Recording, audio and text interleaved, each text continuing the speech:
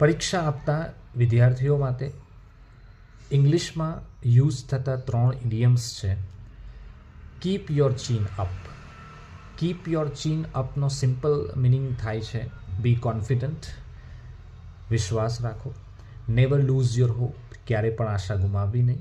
And try to give your maximum in your examination hall, અને પોતાનો શ્રેષ્ઠ આપવા પ્રયાસ કરવો.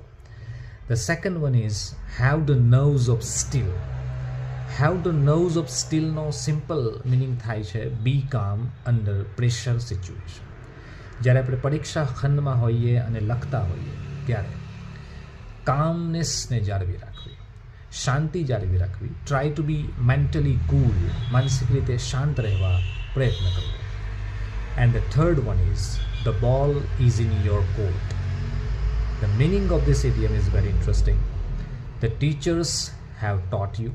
શિક્ષકોએ તમને ભણાવ્યું છે. You have practised a lot during the year. આખા વર્ષ દરમિયાન તમે પ્રેક્ટિસ કરી છે. You have read a lot, તમે ઘણું વાંચ્યું છે. Now the ball is in your court, એટલે કે હવે બોલ તમારા કોર્ટમાં છે.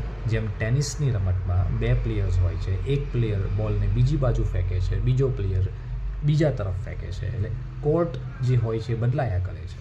તો હવે બોલ જે છે તમારા કોર્ટમાં છે. Now you have to give your maximum, try to be confident, never lose your hope, and give your maximum in examination, and try to hit the books, and you will get the success.